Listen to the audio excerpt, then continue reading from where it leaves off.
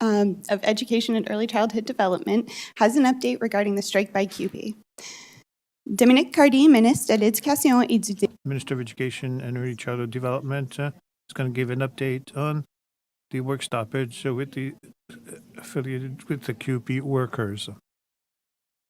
Ms. Cardy. Thank you.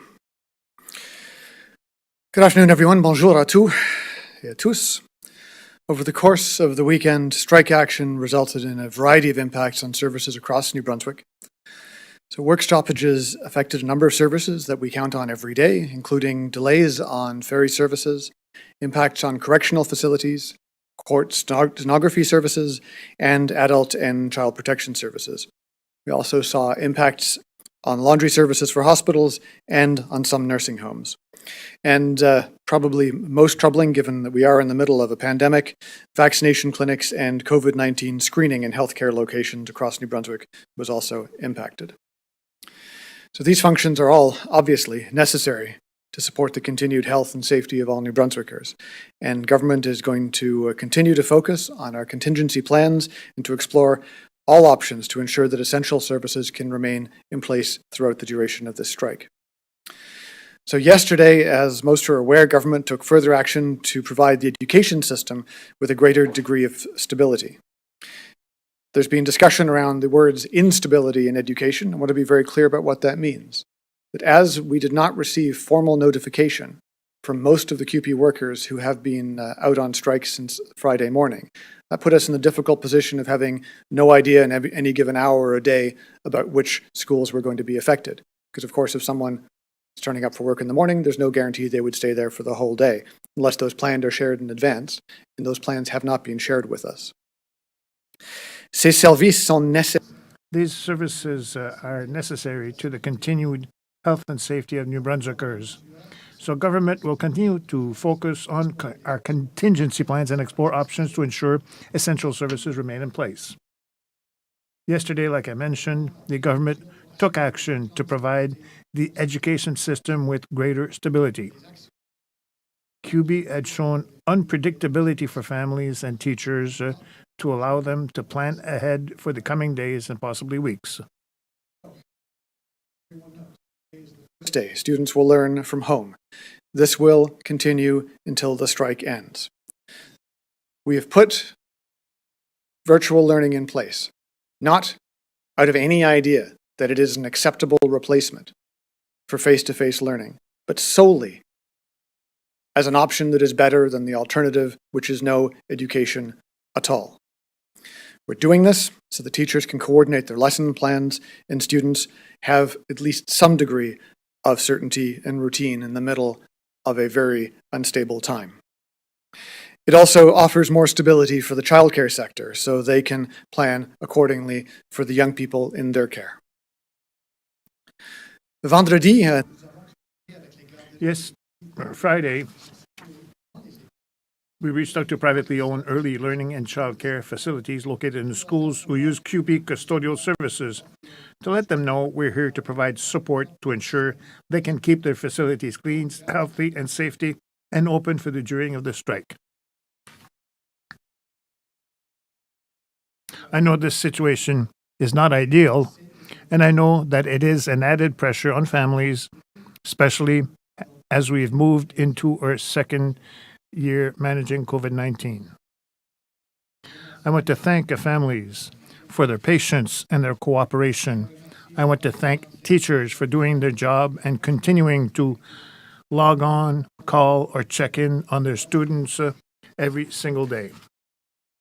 On Friday, we reached out to privately owned early learning and childcare facilities located within New Brunswick's public schools, of which there are a good number, and those who use CUPE-provided custodial services, to let them know that we're here to provide support that they need to ensure they can keep their facilities clean, healthy, and safe, and open for the duration of this strike, while of course respecting all the laws and regulations that go around the management of a strike.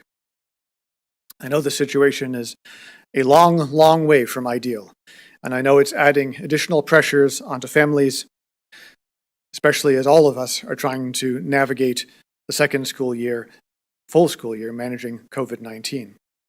So I want to thank parents, their families, and the students for their patience and for their cooperation. I want to thank teachers for doing their job and continuing to log on, check in, and call in on their students every single day. I cannot wait. The system cannot wait until students are able to return to classrooms and once again engage in-person, face-to-face learning, what our school system is designed for. Throughout the pandemic, my team at the department, folks at the districts across the province, and all the teachers and all the staff, including the folks represented by CUPE, who worked so hard for our province, they did everything they could to keep our schools open as much as possible. And that's still our goal. Not only is in-person learning essential for learners, but the whole school environment offers opportunities for the development of young people into fully fledged citizens, helps to provide them with the support they need to overcome the mental health challenges and stresses that are part of any school experience. And it's in that spirit that, as I said last week, our intention is to maintain online learning for the duration of this strike, in part because we have not had that communication back and forth with CUPE. But I can say today that if the leadership of CUPE is ready to reach out to me to talk about how we can have a clear, concrete deal, that if this strike, and I know that the CUPE leadership hope it doesn't last, and I know that the government hopes it doesn't last. But speaking here as a representative of the school system, looking out for the interests and for the future of 100,000 students in this province, that if CUPE is willing to reach out with solid commitments that are quite standard in many labor negotiations around which schools will be affected on which days, and we can have some level of predictability, then we can begin the conversation of figuring out how schools can be open face-to-face, at least in some form, as we go through this strike.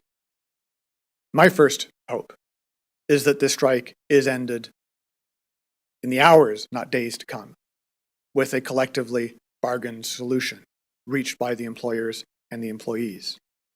But in the absence of that, and always looking towards the future, I hope that the CUPE leadership will hear the message that I've just offered and reach out. I've had long discussions over many years with Sandy Harding and other members of CUPE, and Ms. Harding, I appreciated your note to me on Facebook the other day, so hopefully we can reach out. You know how to find me. The number is still the same, 238-5550. In the meantime, we want to encourage all of our students to stay as engaged as you possibly can during this time. Homework is going to be offered. Please connect with your teachers, and at the younger levels, complete the work that's assigned, and for the high school levels, please log on to your classes. And I've heard some reports this morning of some teachers having difficulty logging in and issues like that. Please be patient as well. Everyone is going through stress, not just caused by this strike, but the longer-term stress of all of us working through COVID-19. So everyone's tempers are a bit more frayed than they would have been this time last year, and I'll certainly try to continue to remember that myself in all of my interactions as we try and act with greater kindness as we move through the difficult weeks ahead. And hopefully they'll be difficult because it's our continued efforts to control COVID and not because the strike is still ongoing. En attendant, In the meantime, we want to encourage our students to stay engaged during this time. It's important to do your homework, to connect with your teachers as much as possible for the younger grades, and for the high school level, log on to your classes. If not, you risk falling behind. This is particularly important given disruptions to learning caused by the pandemic. Families are asked to work with their students to ensure they continue learning throughout this period. This is particularly important given the disruptions to learning that have been caused by the pandemic. So families, please work with your students to ensure they continue learning throughout this period. I've seen and heard some of the messages about concerns of crossing a virtual picket line, but I'm quite confident that CUPE's goals in their negotiations with the government are to fight for the best possible deal for their workers, not to hurt New Brunswick students. That government, in our effort to make sure that the deals that we sign are sustainable. Similarly, no effort, no intent to put students in the middle of this fight. So I'm hoping that as many students as possible will participate in the online learning that's being offered to them by our province's exceptional teachers, and that we can continue to have the discussion around collective bargaining take place where it should, which is in the boardrooms, around the negotiating table, and absolutely yes, on the picket lines. I know this period has been difficult on families, and we continue to work to minimize uncertainty, to provide stability, and to ensure continuity of learning to the greatest extent that we possibly can in the coming weeks. So thank you very much. Merci. I'd be happy to take some questions. Thank you, Minister. We'll now proceed with questions from the media. Nous allons maintenant procéder We'll now proceed to questions from the media. one follow-up. You are invited to ask your question in the official language of your choice. Chaque journaliste aura une Each reporter will have a question and a follow-up, and you can ask your questions to language of choice. Travis Fortnum. Hi there. Minister, while I'm sure students and parents are very appreciative of you to take the time to speak to them today, I'm wondering if you're able to provide some insight on why we're not hearing from the Premier today or Labour Minister Holder. Negotiations are undertaken by Finance and Treasury Board, not by PEDAL or by the Department of Education. And I understand the Premier is going to be coming out to give an update on some matters at, I believe, at 3:45 this afternoon. Quite possibly I'm wrong in the exact minute there, but check your media, your emails, and I'm sure that invite will be there shortly. So I'm here to provide an update on the education system, because I said the education system is in a difficult position here, in between CUPE and the government and the negotiations that are currently going on. So I want to make sure that I'm here to speak for the system and for the needs of those 100,000 students, to make sure that we can do everything that we can to get them the education they deserve and to minimize the interruption of this strike on that education. Thank you, Minister. Travis, do you have a follow-up? Yes, I do. Thanks so much. On that note, it sounded like, and I'm hoping you can clarify this for me, I might have it wrong, but it sounds like you're open to speaking with CUPE about which schools could be impacted by strikes or walkouts and when, and that would allow for us to return to a hybrid learning model or a more in-person learning model before the end of the strike. Is that correct?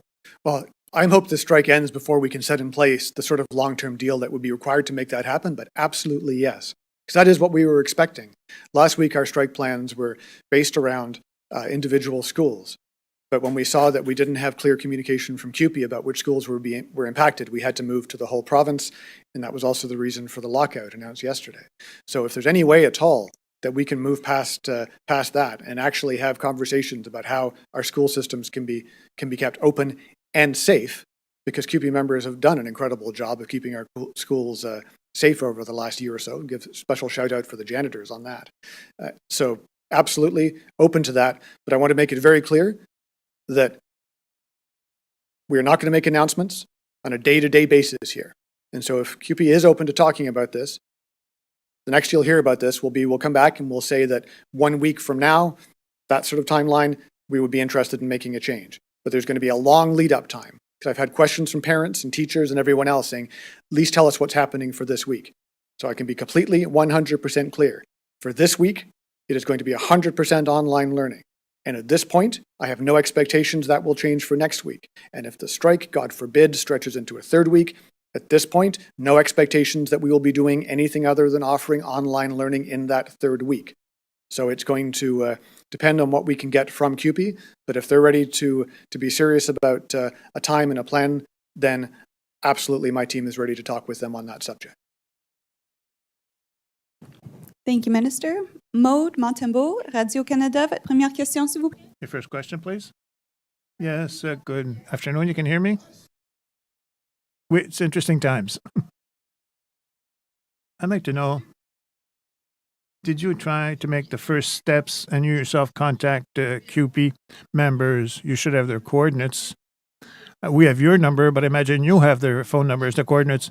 No, I'm not a member of the team that is trying to negotiate with the union, so it's clear that in negotiations that it would be inappropriate to have different ministers who are trying to lead their own inroads in negotiations. In this case, I've already discussed with Cabinet and the caucus to say, well, this is my idea. I have the full support of the Premier and the rest of the team to say, yes, it is a possibility on the operational side to create a calendar for the strikes, if I can do so. So that is the only thing I'm trying to do today, but we're talking about it. I don't intend to get involved in negotiations. That's between the government team and the union team. I'm here to do all I can to protect education and 100,000 students in the province and the rest of the school team, as well as the families and parents who are impacted in really a serious way.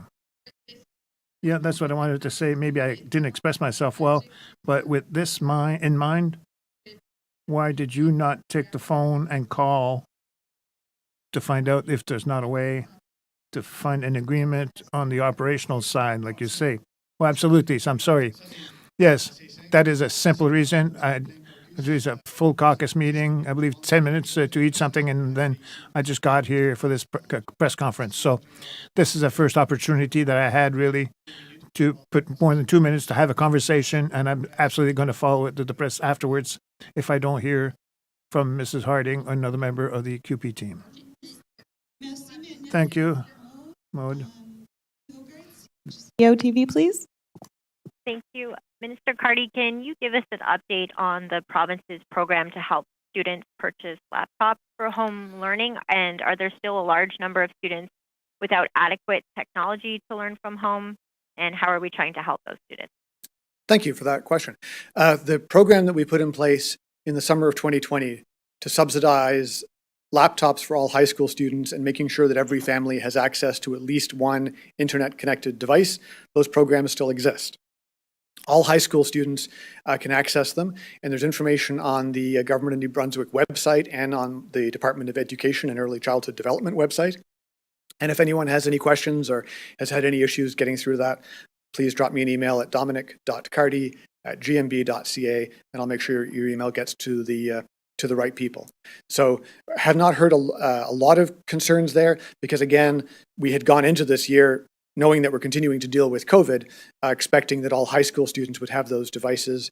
I would expect that we might see a bit more spottiness with maybe young children who are just entering the K-12 system, who perhaps don't have access to a device at home. As you can imagine, in 2021, that's a very small number of people, but those people exist, and we want to help them make sure they can get connected and online so they've got a reliable device and also don't have to go through any stigma for not being able to make a purchase like that, which I know can be difficult for some families. As a follow-up, I'm wondering what your advice is to parents who work full-time with regards to facilitating online learning, and is there any kind of financial assistance available for parents who require daycare? No, there is not. This is the strike situation that faces us now. Again, I hope it will be very, very short-lived, and that both sides will come to an mutually agreeable resolution very, very soon. But in the meantime, this is the equivalent of other times when schools are closed for reasons beyond the control of the system itself. So the strike has again put education into a difficult spot, and I think the best that we can all hope for is a quick resolution of this strike that's mutually agreeable to both sides. Thank you, Minister. Thank you, Vicki. John Chillibeck, Brunswick News. Yeah, I'm a little confused because the QP negotiating teams had done this all collectively, and that had been agreed to by government. It sounds like you want to negotiate some sort of side deal with people in the education system. Can you please explain that? Because I have my doubts QP would be willing to do that. I think they wanted to come into this with all 10 of their locals bargaining under one bargaining team. Can you just explain that a little bit? Absolutely. This is not about the negotiations. This is about the way in which the strike progresses. So this isn't about ending the strike. This is about how we manage the impact on the school system of the strike. And on Friday morning, the school system was notified early on Friday morning that the bus drivers were going out on strike. We have never received notification of other QP locals, other QP staff going out on strike. That's normally quite standard. And if we could get to a system where, again, we know that we fully respect your right to collectively bargain and your right to legally strike, but if you can tell us on a Monday or Tuesday of one week that your plans for the following week are to hit the following school districts or the following schools, at least it gives us some path forward to being able to reduce the interruption on children's learning, which is really all I'm spending my time thinking about at this point. So it's up to CUPE. Right. Okay. So is your government going to do something today, like tomorrow, going to introduce back to work legislation or something along those lines, or will it just continue to let the strike play out? Say at this point, I know that having, as I mentioned just in one of my answers in French, just having come from a long meeting of caucus and cabinet, that no plans in that direction at this point, but we're obviously going to be looking at things on a day-to-day basis, and I know that impacts in the healthcare system are of particular concern, but my hope is that we can use the long-established and hard-fought-for rights to collectively bargain and strike to resolve this. But I hope that we can do it in a way that quickly reduces the impact on our province's students. Thank you, Minister. Thank you, John. Jacques Potre, CBC, your first question, please. Why has the throne speech been canceled tomorrow? So the Premier is going to be coming out and doing, I believe, a Q&A in a little while on that and other subjects. And I know that I'm just glad that we're going to be focusing on the importance of this strike and recognizing that throne speeches are opportunities for good news and talking about an agenda going forward. But we recognize in the middle of a pandemic and facing job action by many thousands of New Brunswick's hardworking civil servants, that it's important that we focus on that and how we move through this and deal with that. But the Premier will have full explanation on all that and be happy to answer questions in a little while. So is it at all to free up time for legislation, like back to work legislation, that the government might want to pass quickly? Again, I just said the reasons that are the center of my understanding about why we are taking the action we are in relation to the throne speech, and I previously answered in response to John's question about certainly I'm not aware of any plans in that direction. So it's but it's again something we look at on a day-to-day basis with particular look at the impact on the healthcare system, which obviously the province depends on at all times, but at this point particularly in a time of COVID. Thank you, Minister. Thank you, Jacques. Pascal Rechnog, Radio-Canada. Your first question, please. Yes, good morning. Mine is about the same as that from Jacques Potre. I'd like to know what you can tell us about the cancelling of the speech from the throne, in your opinion, if possible. Yes, absolutely. I hope that I always answer your questions in French, Pascal, but if ever I make the mistake, I'm sorry. It's, once again, the Premier is going to have a press scrum in an hour or two, this afternoon at least. And on my side, the only thing I can say is that the speech from the throne is an opportunity to get the successes of the government and to see what our plans are for the future. And I believe in the times that we're combating with the COVID-19, the fourth wave of COVID-19, and facing strikes and thousands of public employees who have worked really hard for our province, that moment of celebration like that is not really appropriate at this time. So I'm sure that the Premier is going to point out and to give more comprehensive answers. But for me, that's the reason why I supported his position on that issue. Pascal, any follow-up? Yes. If you can explain to us in French what you're offering to CUPE as a hand, what are you ready to do with CUPE to open up some schools before the end of the strike? So what's your opening? The offer today is only to start conversations, because I'm going to repeat. I said it in English, I'll repeat it in French. At this point, the intent is to continue with online training or teaching between now and the end of the strike. It's only if we can get to a compromise with the CUPE that's going to give us the assurance of stability and as well an increase in the quality of education that we're going to try to change things. But if there is a change, it's going to be taken for a week, for probably next week. So I really want to reduce the lack of stability at this time, because I know that parents and families are already concerned, already shaken up by this strike, and it makes a lot of changes in their daily life. I don't want to add to that to say, well, we have a good idea today, we're going to try to change things tomorrow. If there's a possibility to have a change based on the work with CUPE for the future, I'm going to be there for the conversation. But if things change, it's going to be shared with the public, and I hope we can do so. But the next step is to start conversations. Thank you, Minister. Thank you, Pascal. Steve's Global. Thank you. We've been told that some of the workers locked out over the weekend handled payroll for teachers, and that could impact some teachers not being paid in a timely manner during this whole situation. We've been given examples of like B-contract teachers who were offered contracts in the last couple of months, supply teachers, casual staff, teachers returning from maternity leave. Can you confirm whether or not that is actually the case? And if so, why are people being asked to do their jobs and potentially not being paid in a timely manner? Could I ask you just to repeat the first couple of sentences? I wasn't able to quite catch them. I heard the second half in the end, but not the first. No problem. Yeah, we're being told that some of the workers who were locked out over the weekend handled payroll, and that could impact the pay in a timely manner for some teachers, including like B-contract teachers and supply teachers and that kind of thing. Okay, so we've got, just get the details for that. So we have day-to-day supply teachers, long-term supply teachers who are engaged in the strike will be paid on November 5th. If the strike persists, some of those issues could be impacted, but the payroll personnel who are members of QP 2745 are absolutely right out. They are on strike right now. That will have an impact in a few weeks' time. That's why we need to, all of us as New Brunswickers, hope that we can and push as much as we can for the strike to be resolved as quickly as possible. Shelley, do you have a Okay. follow-up? I do. My follow-up question is regarding support for families with special needs students who had required EAs. And now that we're involved in at-home learning, many of those students can't take part in or aren't able to take part in at-home learning. I'm wondering what kind of support are planned or in place for those families should this persist longer than a few days. So it's unfortunately the same situation that we have during Christmas break, summer holidays, and other times when schools are closed.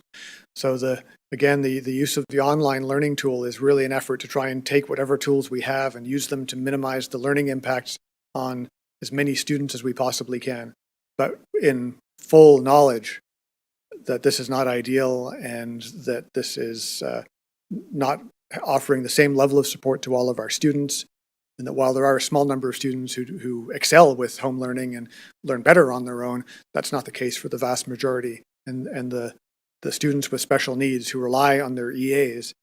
That was, again, part of the reason for us moving to the lockout yesterday, that the one thing that from friends who are in that position, people who've written to me who are in this position of having children who depend on those EAs, that having a break in routine is terrible enough. Having multiple breaks in routines can literally set kids back by months or years. So the more that we can do to reduce that and maintain, again, some level of stability as we work through this strike, the better. Thank you. Thank you, Minister. Thank you, Shelley. Marie Sutherland, CBC, your first question, please.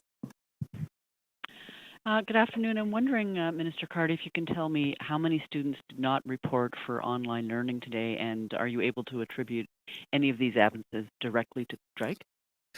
So we have a school system that's decentralized when it comes to keeping track of all those things, down to the districts and then down to the individual schools. And I can tell you that one thing I have absolutely not done on the first day of handling a system-wide transition to online learning, in the face of having lost significant numbers of staff essential for managing the system, is ask them to send me numbers. We're on strike. The system is on strike. The schools are closed for in-person learning. And anything that we can do, again, to try and hold on to some form of education through this, I'm going to be there to back that as much as possible. But I am not going to be going out and asking for those detailed numbers on any day-to-day basis. And we wouldn't have them in a million years on the first day of a strike. So if we get them, I'll share them. But and I know they will be collected. But my goal is to reduce stress and pressure on this system at this point in time. We're offering online learning as an emergency backup, not as a replacement for in-school learning. And that's all I can say on that. Thank you, Minister. Marie, do you have a follow-up? I do. If the strike continues, at what point will the students' year be in jeopardy because they've lost too much school time? It is, on the first day, far too early to talk about that. The only thing I can again say is that I don't think anyone in New Brunswick is ready to see 100,000 young New Brunswickers deprived of their education for a long, long period of time. And I hope because I know that on the government side, that's something that is top of mind, partly because I keep on pushing it. But I hope on the CUPE side, it's top of mind as well. Because negotiations are about choices, and every day that we lose of our students' education right now, especially after the days that have been lost and the stresses that have been piled on as a result of the pandemic, is a day they won't get back.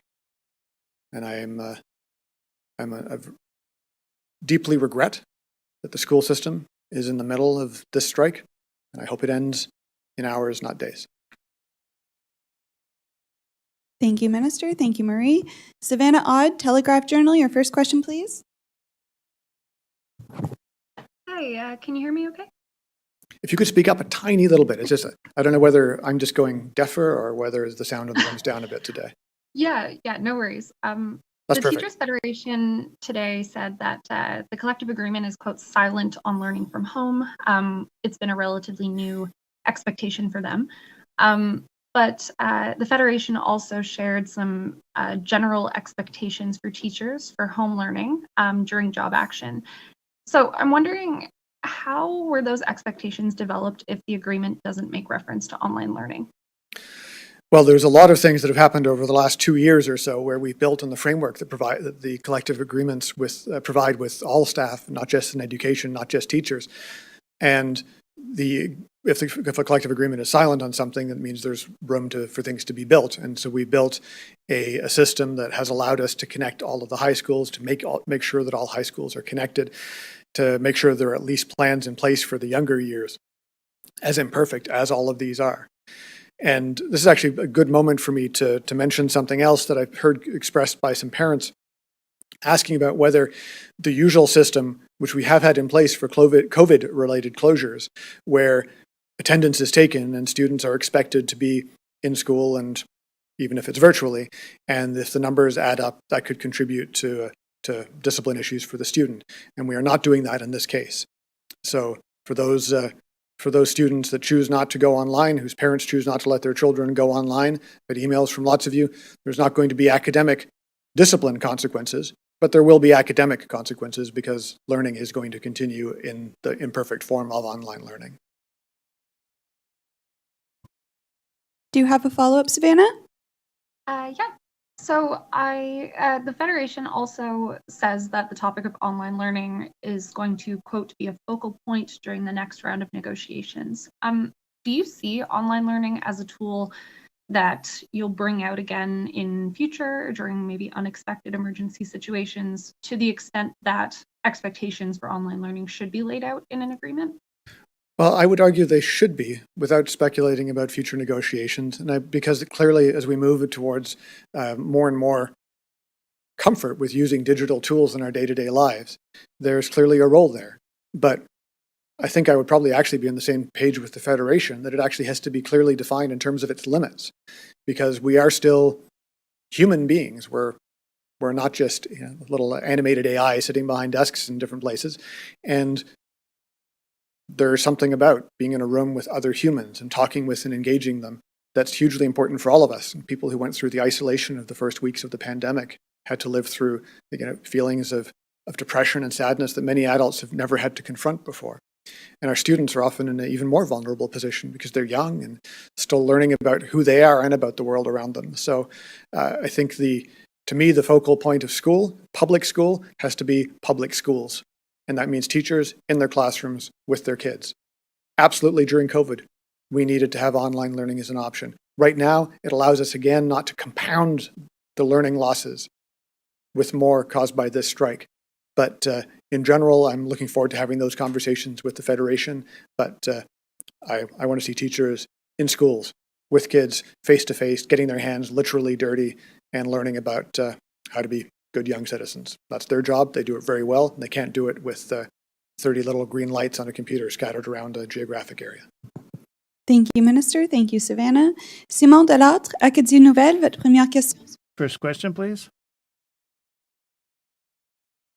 Yes. Good morning, Mr. Cardi. I'd be ready to ask you, could you tell the parents who are refusing education, online education, they're boycotting that model that you're proposing to them at the present time, which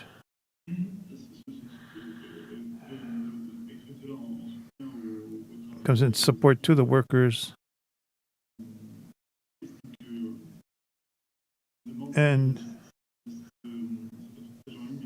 wondering if it's a means of pressure used on the union. So what will you say to parents who refuse to have education online? Thank you. I'm going to take this opportunity, first and foremost, to say the same thing I said on the issue of being present in the classroom. For the reasons that you've mentioned, I've heard some students and parents as well who do not want to participate in online training. They want to find out whether it's going to create any consequences if they are indicated as being absent. Say after 20, 21 days, it means, okay, you're absent full time from the school. Not at all. We're offering the online training not as an alternative to in-person learning, but as something that it could be worse would be to have nothing at all. So it's a decision of families and parents and students to participate or not. But we need to offer them it. During the pandemic, we've already lost weeks of schools depending on the schools or regions in the province. And this is the only reason. There's no pressure on the union, like I mentioned. The participation is optional, but at the same time, it's there as an option for the parents, for the families, for the students who are concerned they're going to fall more behind because of the conflict between the union and the government or managing their system. Simon, do you have a follow-up question? Yes. I talked to the president of the Francophone Teachers Association of New Brunswick. We're asking for your resignation. They question your ability to manage the system, and you're just improvising. So what can you answer them?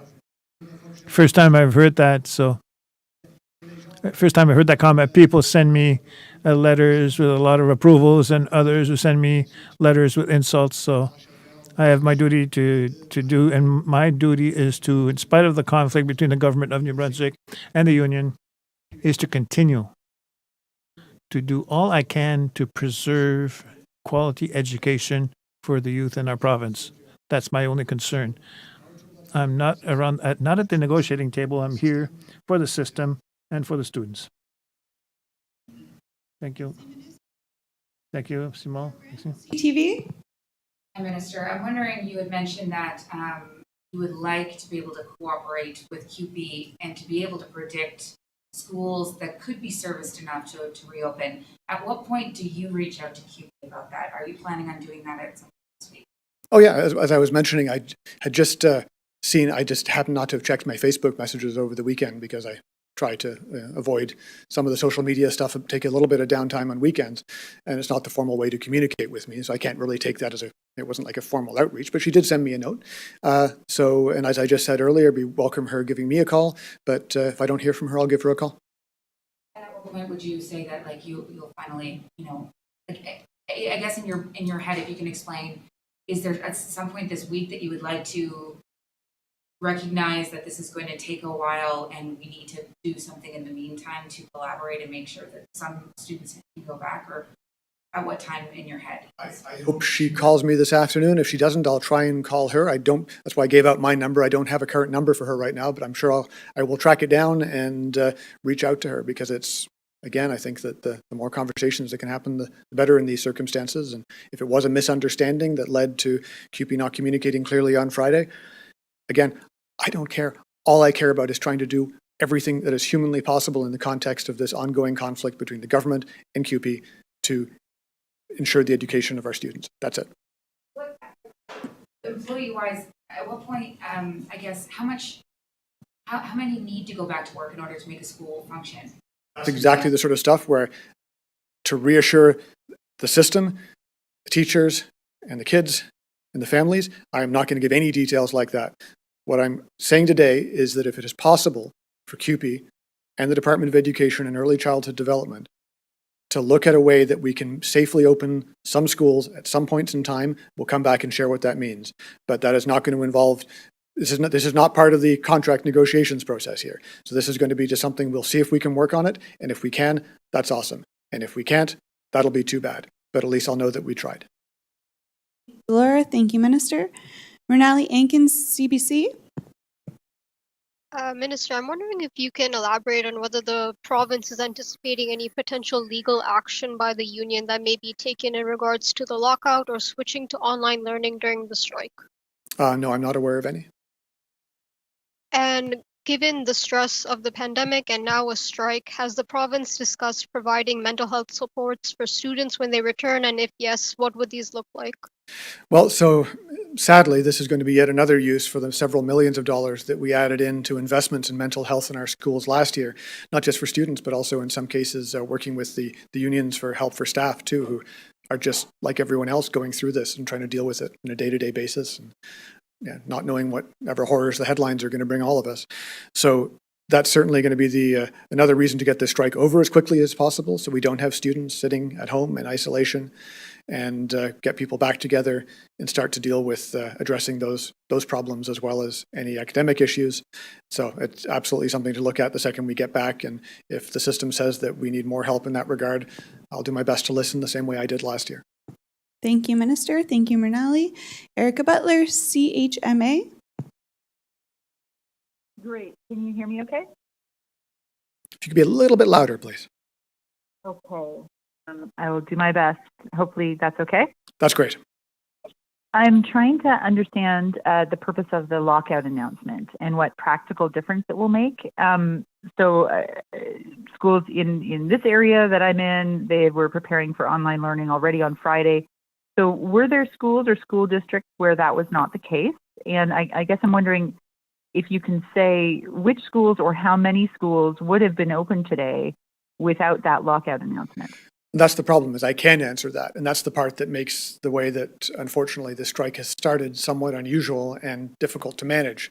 That we heard that some staff were planning on coming into the schools today, but we didn't know formally which schools, just as we were not formally told that that some of the CUPE folks were going to be going out on strike on Friday. So it made it impossible to do any sort of planning. And I think the only way to make this a bad situation worse would have been if every single morning parents woke up, had no idea whether their school was going to be open, and worse, if they got to school, and then, because this is something that is sometimes done during strikes, some people left at the end of a few hours or whenever, because they are in a legal strike position, that if we then had to shut at that point. So it's again just about making sure that we can guarantee that a school or group of schools can stay open. And the conversations that happen underneath that are pretty lengthy. We know for sure the buses are off the roads. That's not negotiable, I know, and that's CUPE have been clear on that. They sent us a formal notice saying the bus system was offline. But EAs, who we've talked about a couple of times during the course of this press conference, EAs are often assigned one-on-one to students. So if we know that only less than half, 40% of them are mandated, I thought it was actually 45%, so only 40% are mandated to turn up as part of the essential worker contingent, we can't possibly open most schools under those circumstances, because it would pose, in some cases, a serious safety risk to teachers, because some of the students who have EAs often require ongoing direct interventions to be able to make sure they can stay a calm part of a classroom. So those are the sort of challenges that we're having to deal with across the system. And again, I'm hoping ones that we can sit with CUPE and perhaps figure out how to make it work. Erica, do you have a follow-up? Yeah, I guess I'm somewhat clear, but so basically all schools were going to be online today even before the lockout Correct. announcement. That was the plan. Okay. And so it was going forward, the idea that some schools might be open, or you weren't sure which ones might be open, so you decided a lockout was necessary. Well, it would raise the possibility of, if rather than closing individual schools, that once the system was closed or moved online, that if CUPE then decided to send the staff into a specific school on a particular day and then say, well, why is this school closed? But given that we have had no notifications or formal communications with or from CUPE about this, that just would have been a completely untenable situation. So again, what I'm hoping we can do is rather than everyone looking at each other's social media and trying to guess what's going to happen, is if Ms. Harding or another representative of the union and I and our teams can work out a system so we can have some stability and keep some of our schools open, or some of the time, and hopefully all of our schools open some of the time, that would be great. Still second best. Best option is both sides reach a solution and everyone can happily get back to work. Thank you, Minister. Thank you, Erica. Jannick Godin, Jannick Godin, Radio-Canada, your first question, please. Jannick is not at the office anymore, sadly enough. Thank you. Maude, I cut you short earlier on. Do you have another question? Yes, I'd like to take this opportunity that the Minister speaks French and the Minister of Education maybe to did a bit of pedagogical work last week. Mr. Cardy, you were saying that it's not possible to consent to salary increases asked by the unions because we have to think about the future and about our health system and our education system. So I'm just wondering, when we talk about the health system, it's not only the workers that have this health system at hand. So really, is it the health system that the government holds dear, or is it does it want steadfastly to have zero budgets? We've had deficits already. We have debts of billions of dollars, and it creates pressures that to remove new programs that could be put in place for the most vulnerable in our province, and it reduces our ability to answer these shocks to the system, as we see today with the inflation rate is increasing and other problems in the financial systems throughout the world as well. So we need to get ready for that. We're not in the 1970s now. We're in a situation as well where our population is aging. And yes, we do have a small increase in the population over the past year, but we need to concentrate to increase that even more. But I'd like to say once again, it's not a question of pushing against vulnerable people who are working in our system that do exceptional work in the health system as well as the education system. And there's an offer on the table that the salary increases gives pension for a group in education who had never had access to a pension and other issues like that. But I'm not at the negotiating table. So the only thing I can say, and that I believe for the government and the unions, is there's nothing more important than children's education. Everybody said that during the pandemic, so we have to remember that in a tense moments between these two groups, and I hope that we can solve this conflict as soon as possible. Thank you. And my excuses for earlier on. So with that, we're concluding our update for today. We're concluding today's update. Thank you. Merci.